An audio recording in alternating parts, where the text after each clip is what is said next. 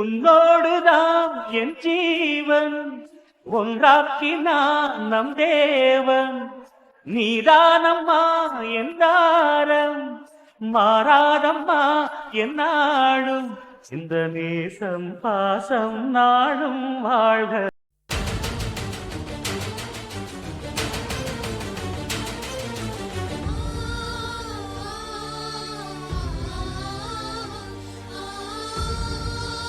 என் தங்கம், என் தங்கமே, எதுவும் ஆயிடுச்சாம்மா?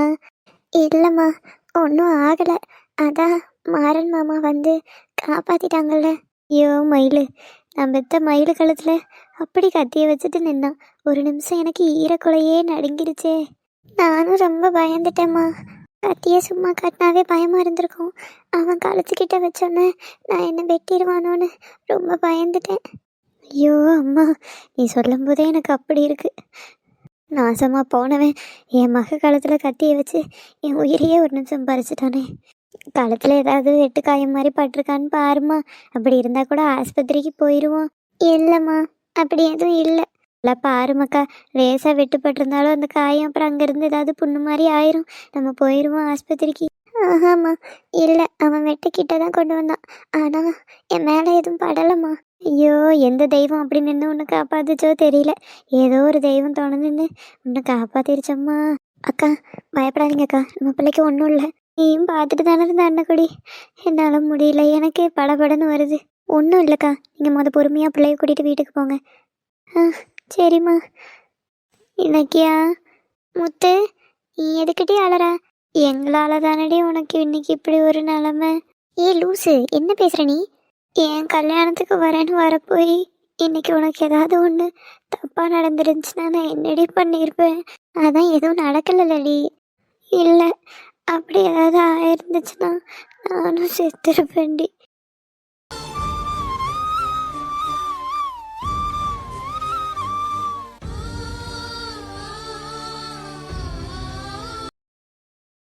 எரும மாடு, வாய மூடுறி. யார் கதையாவது விழுந்துட போகுது. இப்போதான் உனக்கு கல்யாணம் ஆயிருக்கு, செத்துருவேன் அது இதுன்னு இப்படிலாம் பேசாதடி. எனக்கு ஒன்றும் ஆகலடி. அவன் கத்தியை வச்சோன்னு அந்த பதட்டத்தில் தான் கொஞ்சம் அந்த பயம் இருக்குது, வேற ஒன்றும் இல்லை. கொஞ்சம் வீட்டில் போய் தூங்கி எந்திரிச்சேன்னா எனக்கு ஒன்றும் இல்லை, சரியாயிடும். நீ இப்படி லூஸ் மாதிரி அழுதுட்டு இருக்காத, உனக்கு கல்யாணம். எனக்கு உயிரே இல்லை தெரியுமா அவன் அப்படி வச்சோன்னு? தெரியும்டி, எனக்கு ஒன்றுனா என்னை விட அதிகமாக துடிச்சு போகிறது நீன்னு எனக்கு தெரியும். அழாதடி, கண்ணை தொடடி, எனக்கு ஒன்றும் இல்லை. அம்மாடி முத்து, நீ எதுக்குமா கண் கலங்கிட்டு இருக்க? உனக்கு இன்னைக்கு கல்யாணம், நீ சந்தோஷமா இருக்கணும், சரியா? கண்ணெல்லாம் கலங்காத மக்கா, உன் பிறண்டுக்கு ஒன்றும் இல்லை. இல்லத்த, அவளை அப்படி ஒரு சூழ்நிலை பார்த்தோன்னு எனக்கு ரொம்ப பயமாயிருச்சு. அதான் ஒன்றும் ஆகலைல்ல மக்கா, நான் பார்த்துக்கிறேன். வீட்டுக்கு போய் சத்தம் தூங்கி எந்திரிச்சானா நல்லாயிருவா. அதாதம்மா. சரித்த, பார்த்துக்கோங்க. நான் பார்த்துக்கிறேன் அம்மாடி, நீ அழாத.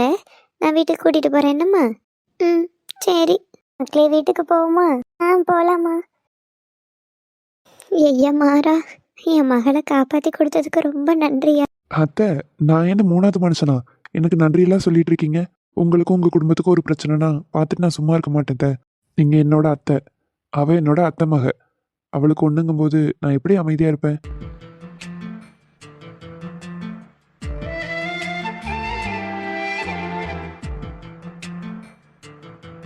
நீங்கள் ஒன்றும் கவலைப்படாதீங்க. போலீஸில் அவங்க 2 பேர்த்தையும் பிடிச்சி கொடுத்தாச்சு.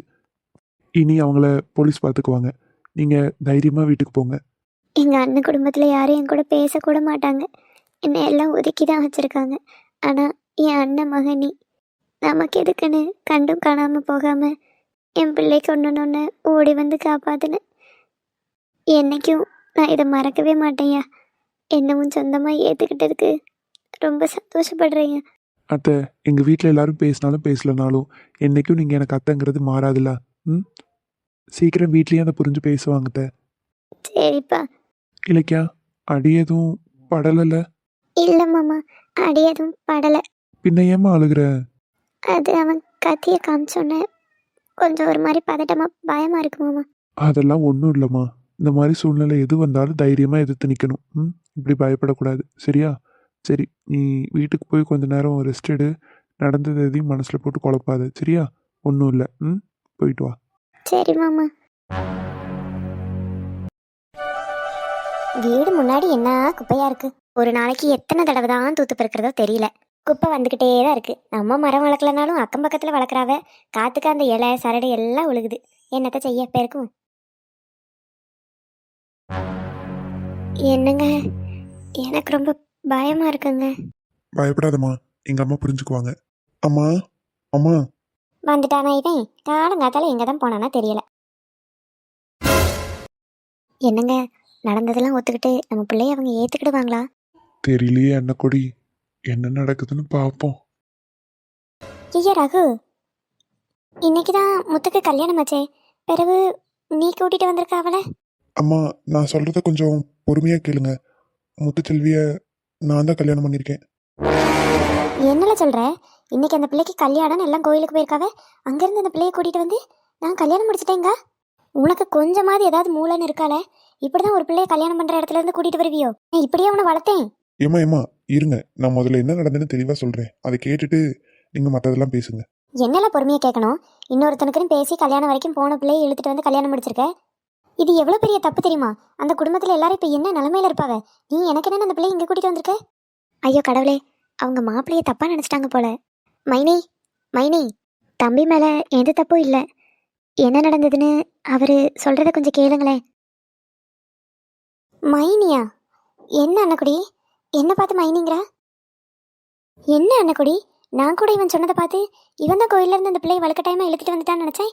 நீங்க எல்லாரும் வந்து நிக்கிறிய, அதுல நீ கொஞ்சம் கூட கோவப்படாம நல்லா இருக்க. இங்க என்ன நடக்குது எனக்கு ஒண்ணுமே புரியல. புரியுற மாதிரி எல்லாத்தையும் பொறுமையா நான் சொல்றேம்மா.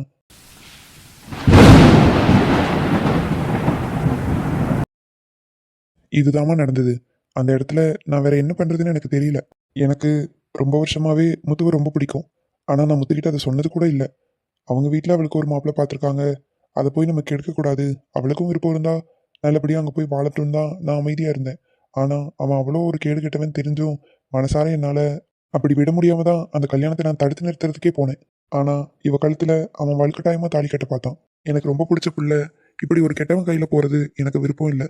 அதான் நான் அவளை தாலி கட்டிட்டேம்மா. அட கடவுளே, இப்படியெல்லாம் நடந்துச்சா? ஆமாம்மா, அதனால தான் இப்படி ஒரு சூழ்நிலையில் என் கல்யாணம் நடந்துருச்சு. ஆனால் என்னை மன்னிச்சிருங்கம்மா. என் கல்யாணத்தை நினச்சி நீங்களும் நிறைய கனவெல்லாம் வச்சுருப்பீங்க. அது எல்லாமே வீணாக போயிடுச்சு. எனக்கு அது புரியுது. இருந்தாலும் என் சந்தோஷம் தானம்மா உங்களுக்கு முக்கியம். நான் விரும்பின புள்ள எனக்கு கிடைக்காம நான் கடைசி வரைக்கும் கஷ்டப்பட்டா அது உங்களுக்கும் கஷ்டம் தானம்மா. அதான் நான் இப்படி ஒரு முடிவு எடுத்துட்டேன். என்னையும் மன்னிச்சிருங்க அத்தை. நீ எதுக்குமா மன்னிப்பு கேட்குற? உன் மேலே என்ன தப்பு இருக்குது சொல்லு. சரி வா, அதான் அம்மா கிட்ட எல்லாம் சொல்லியாச்சுல, வீட்டுக்குள்ளே போவோம். இல்லைங்க, அத்தை வீட்டுக்குள்ள வான்னு எதுவுமே சொல்லலையே. அட, வீட்டுக்குள்ளே போகலாம். அதெல்லாம் அம்மா எதுவும் சொல்ல மாட்டாங்க. என்னல வீட்டுக்குள்ள போலாம்? அங்கேயே நில்லு. என்ன இது? அம்மா இங்கேயே நில்லுன்னு வீட்டுக்குள்ளே போயிட்டாங்க. ஏன் முத்து, நீ ஏமா அல்ற? அத்தை நம்மளை ஏத்துக்கிடலன்னு நினைக்கேன். அவங்க மேல தப்பு இல்லை, நம்ம இப்படி பண்ணியிருக்க கூடாதுதான். அவங்க கோவத்துல இருக்காங்க. எங்கள் அம்மா என்னை புரிஞ்சுக்குவாங்கன்னு நினச்சம்மா. ஆனால் அவங்க இப்படி பண்ணுவாங்கன்னு எனக்கும் தெரியல. நீ அழாத முதல்ல கண்ணத்தோட. அவங்க கோவம் எவ்வளோ நாள் இருக்க போகுது? சீக்கிரம் சரியாயிரும். நீ அழாத. எம்மாடி, ஏன் கண் கலங்குற? என் வீட்டுக்கு வந்த பிறகு உன் கண்ணில் இருந்து ஒரு சொட்டு கண்ணீரும் வரக்கூடாது, சரியா? கண்ணத்தோட. அத்தை வெளியே நிற்க சொல்லிட்டேன்னு கோவமாம்மா? இல்லை, கல்யாணம் தான் என் கண் பார்வையில் நடக்காமல் போயிடுச்சு. வீட்டுக்கு வந்த மருமகனி உன்னை ஒரு ஆரத்தி எடுத்து நல்ல முறையில் உள்ளே கூப்பிடணும்ல, அதாம்மா ஆரத்தி கரைக்க போனேன். அம்மா, நான் கூட என்னை நீங்கள் புரிஞ்சுக்கலன்னு நினச்சம்மா. எனக்கு இருக்கிறதே நீயும் உன் தங்கச்சியும் மட்டும்தான். எனக்கு வேற யார் இருக்கா? உங்கள் 2 பேர்த்துக்கிட்ட கோச்சிக்கிட்டு நான் எங்கேயா போக போகிறேன்? நீ அம்மாவுக்கு தெரியாமல் கல்யாணம் பண்ணணும்னு அங்கே போனேன். சந்தர்ப்ப சூழ்நிலை அப்படி ஆகிப்போச்சு. பரவாயில்ல, கடவுள் உங்கள் கல்யாணத்தை பார்க்குற கொடுப்பனை தான் எனக்கு கொடுக்கல. மற்றபடி உங்களுக்கு எல்லாம் நல்லது கெட்டதும் பார்க்குறதுக்கு எனக்கு கொடுப்பனை கொடுத்துருக்காருல, அப்போ நான் பார்க்கணும் இல்லையா? என் மகனை பற்றி எனக்கு தெரியாதா? அம்மாடி முத்து, இனி நீ எங்கள் வீட்டு பிள்ளை, சரியா? எந்த விஷயத்துக்கும் எதுக்கும் பயப்படவே கூடாது. இனிமேல் இதுவும் வீடு மாதிரி. நீங்கள் சந்தோஷமாக ஆடலாம் பாடலாம், உனக்கு என்ன தோணுதோ பண்ணு. அத்தை ஒன்று எதுவும் சொல்ல மாட்டேன். இவ்வளோ நாள் எனக்கு ஒரு பையன் ஒரு பிள்ளை, இனிமேல் ஒரு பையன் 2 பிள்ளை, அவ்வளோதான். சரியாம்மா? நீங்கள் எங்களை புரிஞ்சுக்கிட்டதுக்கு ரொம்ப நன்றி த. எதுக்குமா நன்றி எல்லாம்? வா.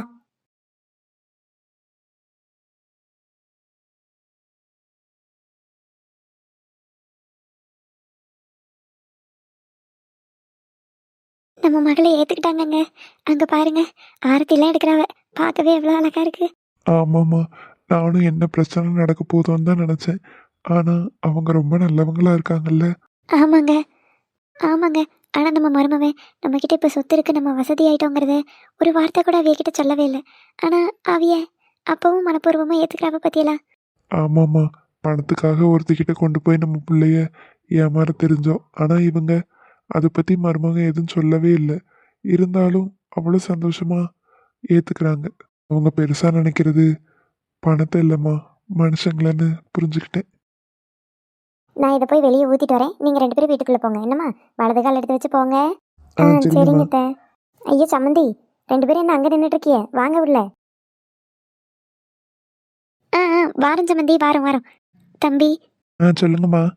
நீங்கள் இல்லைன்னா இன்னைக்கு என் பிள்ளை கல்யாணமும் இலக்கியாவோட உயிரும் இல்லை. 2 பேரோட வாழ்க்கையுமே இன்னைக்கு நீங்கள் தான் காப்பாற்றிருக்கீங்க. ரொம்ப நன்றி தம்பி. ஐயோ, அதெல்லாம் ஒன்றும் வேண்டாம்மா.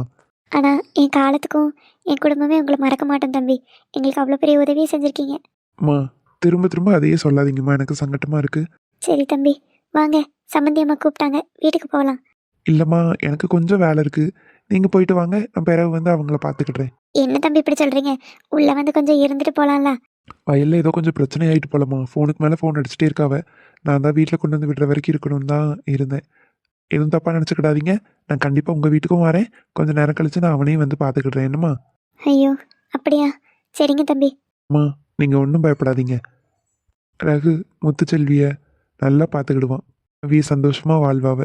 அதை நீங்களும் பார்த்து சந்தோஷப்படுவீங்க. தெரியும்ப்பா, அந்த தம்பியை பற்றி எனக்கு முந்தையே தெரியும்.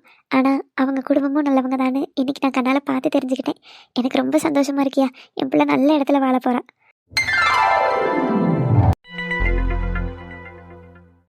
ஏட்டி இலக்கியா, செத்த உறங்கு மக்களே, அப்போ கொஞ்சம் உடம்புக்கு நல்லா இருக்கும்.